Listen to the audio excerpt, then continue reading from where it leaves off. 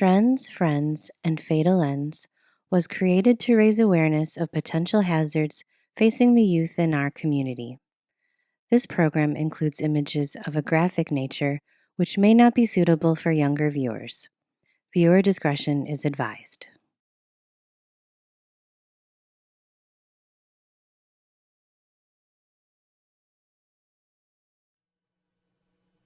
Hello, and welcome to Insights with Dr. C. My name is Dr. Douglas Carpenter. I and my wife, Mary Carpenter, own and operate Insight Counseling Services in Rochester, Michigan. It's a small group practice. We have 12 therapists with various expertise.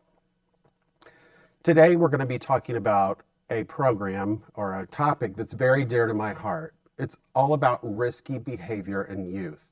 We all know that youth and adolescence is a time where people take a lot of risk. They try on a lot of different hats. And a lot of those behaviors involve risky behaviors that are harmful to us. If you're a parent listening today, I would like for you to pay close attention to the things that I'm going to talk about and talk to your children and your adolescents about these topics. Make sure that they're not engaging in any of these behaviors. Today, you'll learn some of the problems with these behaviors and some of the risk that can happen as a result. Not every time an adolescent or a child engages in one of these behaviors does something terrible happen, but the possibility is always there. If you are a child or an adolescent listening today, I want to encourage you to not try any of the behaviors that I'm going to discuss today. As I said, something may not go wrong each time, but there's huge possibility. Your life has value. You are precious to someone, your parents, your grandparents, and to yourself. Don't put yourself in this kind of risk. It's not worth it.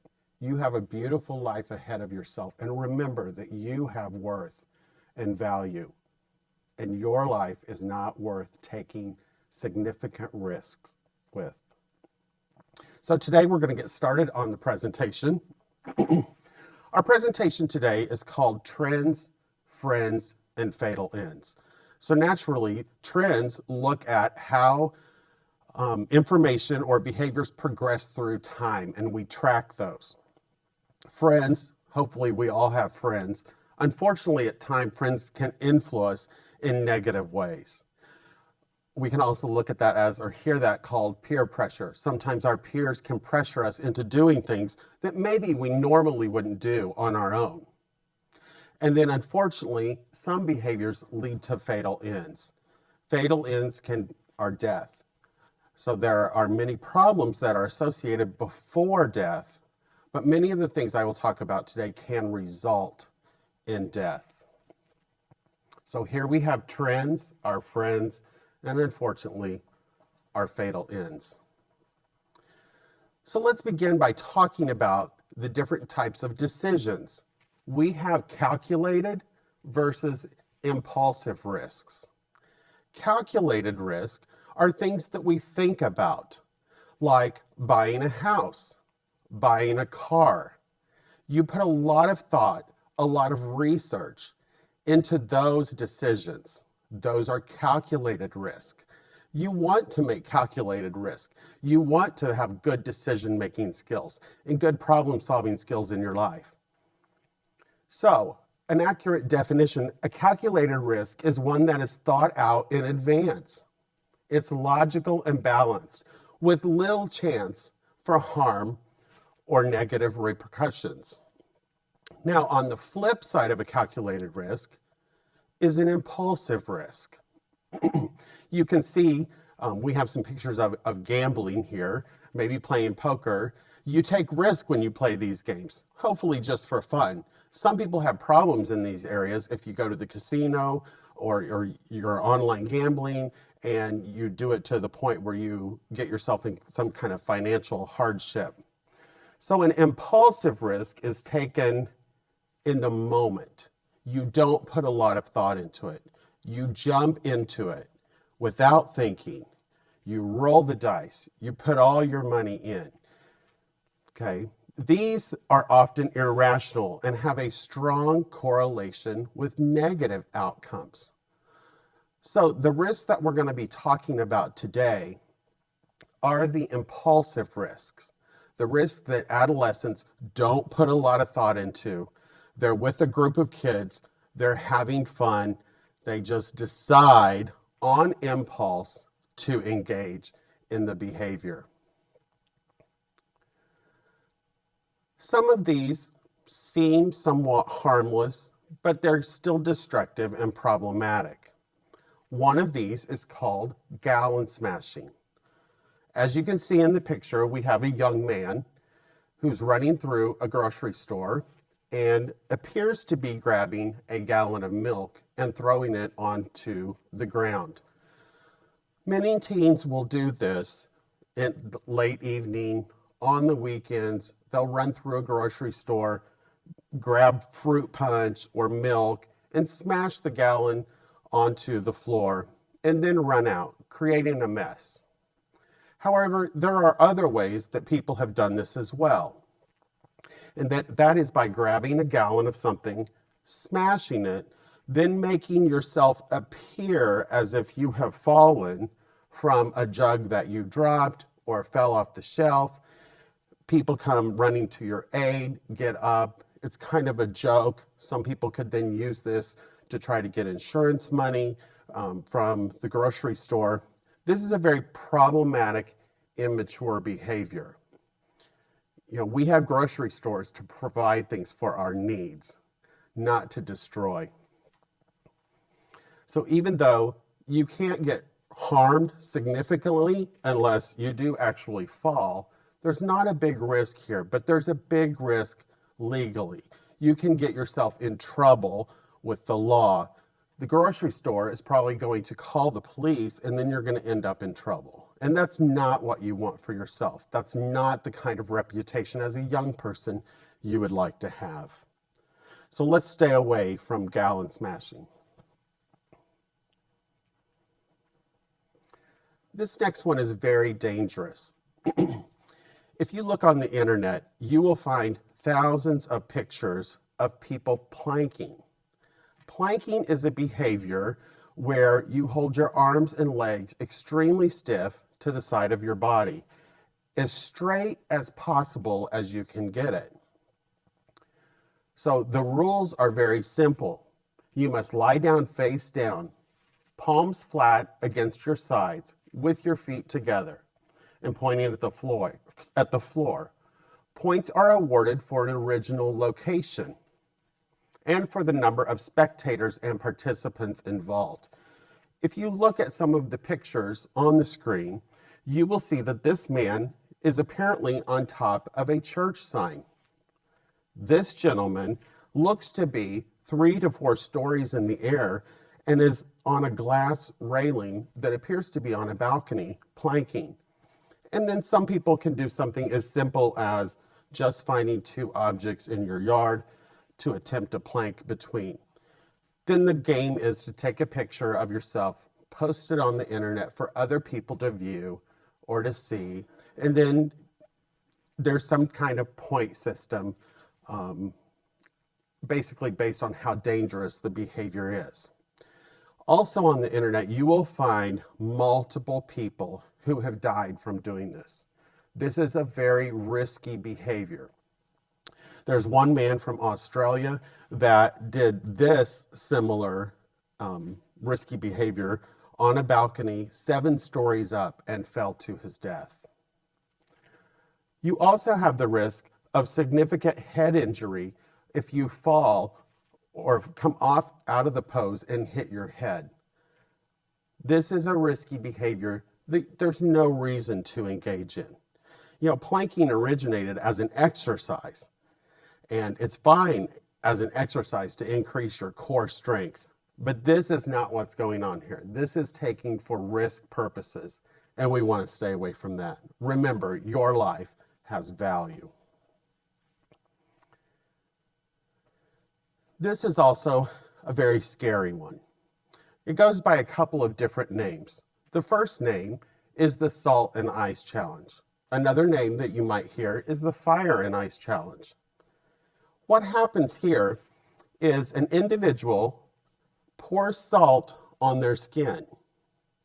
Then they take a block of ice, put it on the salt, and the game here is to see how long you can stand that on your skin.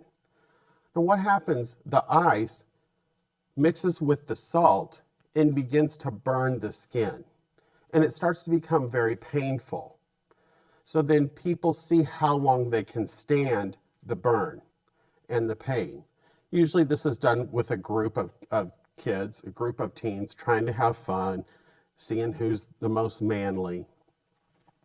But as you can see, this 12-year-old, and I believe this individual was from Pennsylvania, this picture was found on Google, simple to find.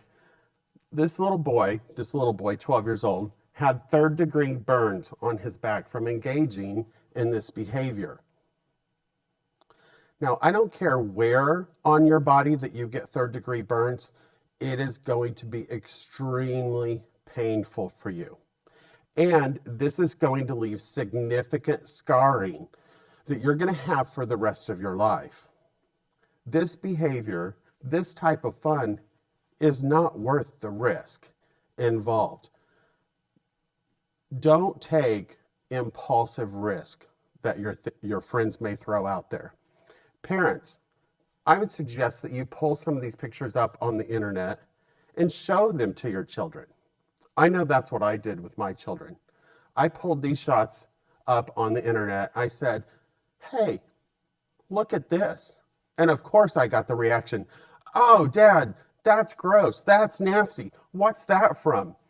And so I began to explain, have you ever heard of the Salt and Ice Challenge? Yeah, I think I have heard of that. Well, what do you think it is? So my children have some ideas, throw it out there. And so then I do go ahead and tell them what the challenge is and then show them what the result could be. You as a parent may be saying, I don't want to expose my kids to that. Knowledge is power. If you impart knowledge to your children, that's the best thing that you can do. I wanted them to see, if they took this kind of impulsive risk, what the potential outcome would be. I wanted them to be educated.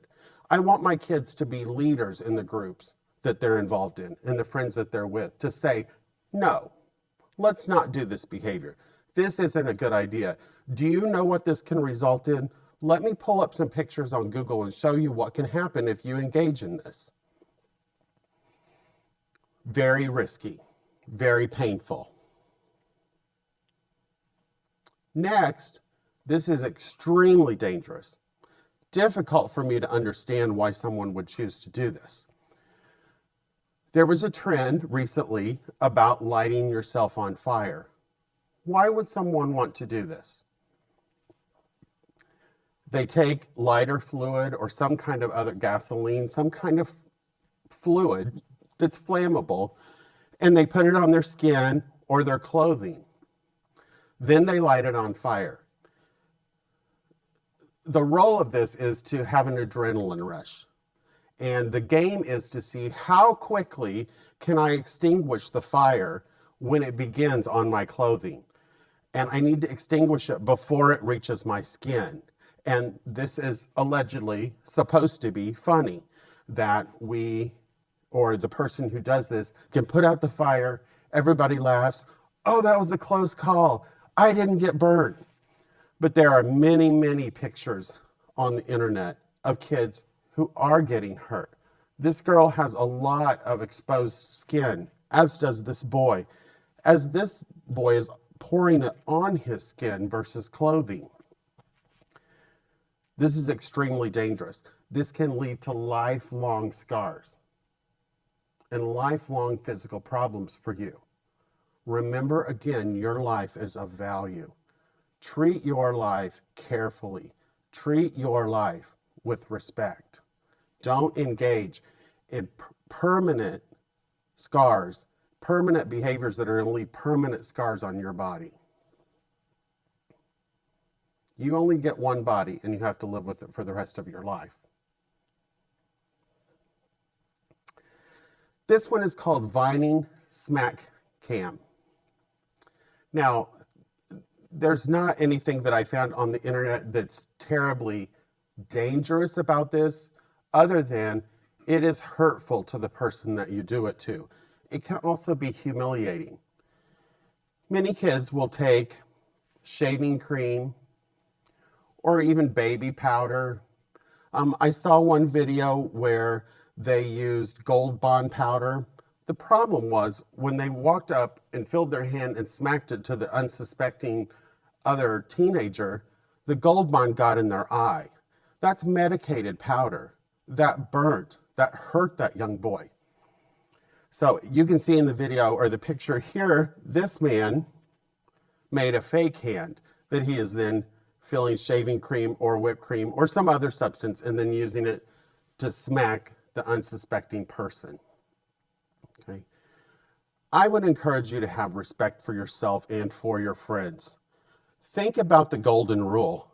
Do unto others as you would have them do unto you. I don't think any of us want to experience this kind of humiliation. We don't want to be hit unsuspectingly or unprepared for something coming at us. That's not a good feeling.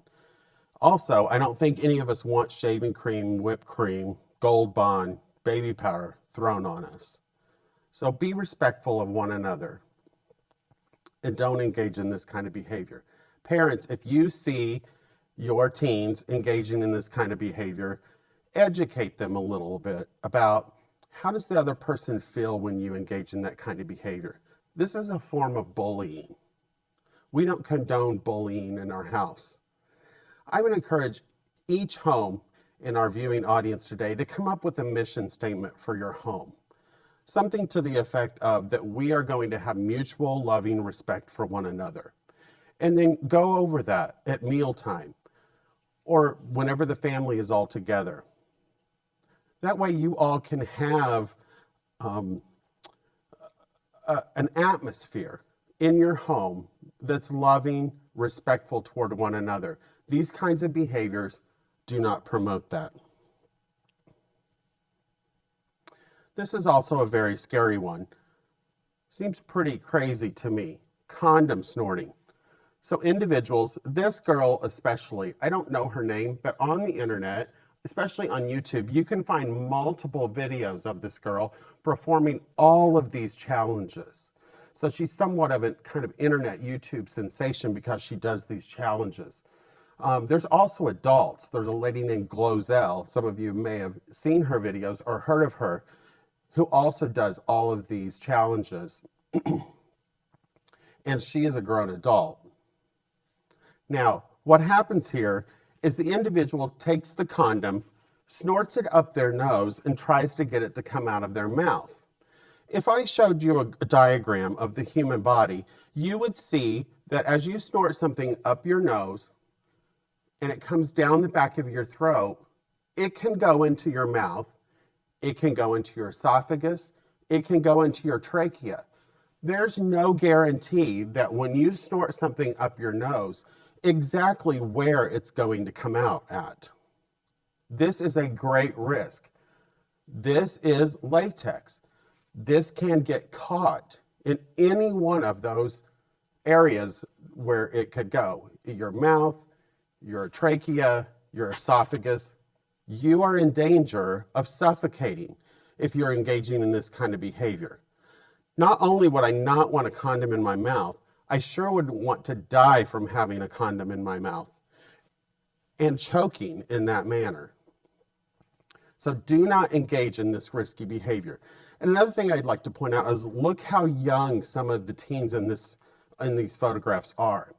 They're very young, engaging in these kind of behaviors. I doubt this girl is more than 13 or 14.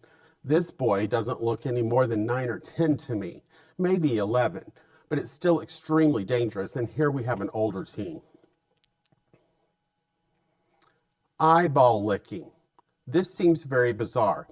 It actually came from Japan out of a music video that was produced where one individual was actually licking the eyeball of another individual. Now, the eyeball is a very sensitive spot on our body.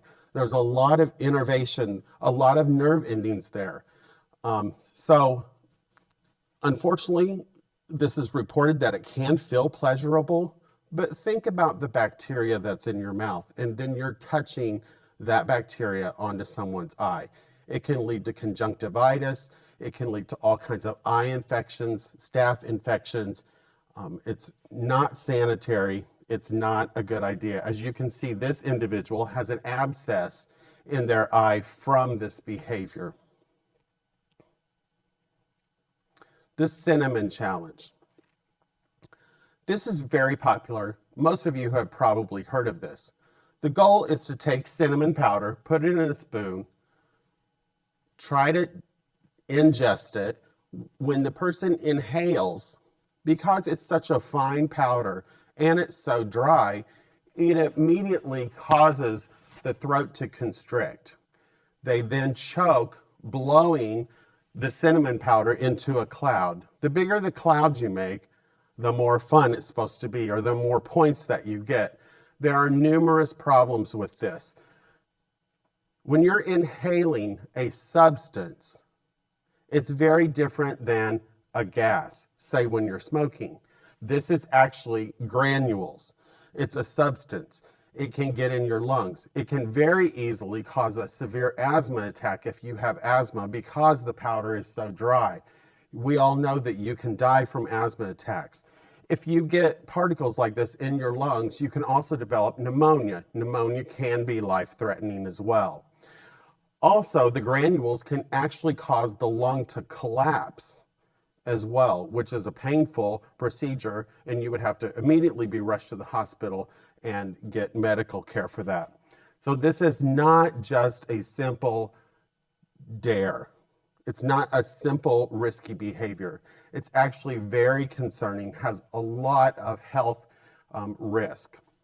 So if a friend dares you to do this, please don't engage in that kind of behavior.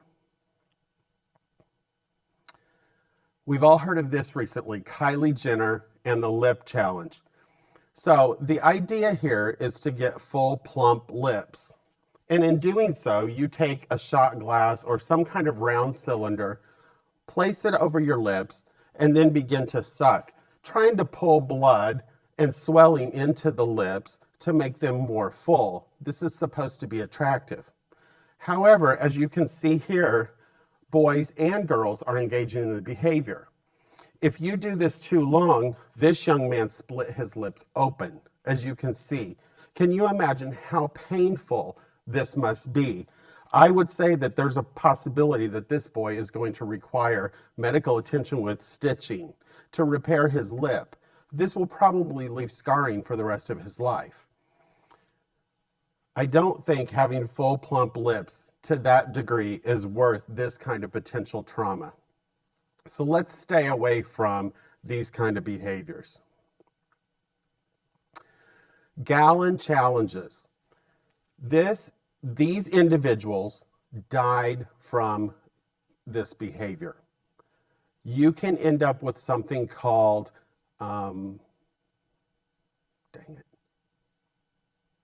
hyperhydration. In hyperhydration, you try to drink a gallon of water, but your body has so much water in it that it can't absorb it enough. This can actually lead to death or coma, as well as throwing up and other problems with your throat in the process of throwing up. This is actually a very dangerous behavior. So, and I've seen this like at youth groups and things like that. People will try to challenge each other to do these silly kind of things, a minute to win it, kind of help promote doing some crazy things, but then some of them got a little dangerous. This is a bad behavior to do as well because of the potential risk. As I said earlier, not every risky behavior like this leads to something bad happening, but it always has the potential. We don't want to put you in situations where there's potential for harm. As I've said many times today, your life as a young person has value. You need to love and respect yourself, and your body. If you are having a problem with any of these behaviors, feeling peer pressure from any of these behaviors or from friends to engage in things that you know that you shouldn't be, or you're having a risk, or they're encouraging you to be involved in a risk, I want to encourage you to tell an adult in your life. Go to someone, go to your school counselor, go to your parent, go to your youth leader, go to an appropriate adult and express your concerns. If you need someone to talk to, come talk to a professional. There's no shame in having another person to talk to deal with some of the things that you're facing as an adolescent. Remember that at Insight Counseling Services, we have multiple therapists who treat adolescents. Our telephone number is 248-923-2099. Ask your parent to call and make an appointment if you feel like you want to talk to somebody about the pressures that you're facing. I know parents often say, oh, it's just high school, you're just having problems. Well, I will tell you that the problems that you face as an adolescent today are much different than those that your parents faced when they were in high school, or even that I faced when I was in high school. It is a different day. It is a different generation. And you are faced with many more serious problems than we were. Don't take that lightly.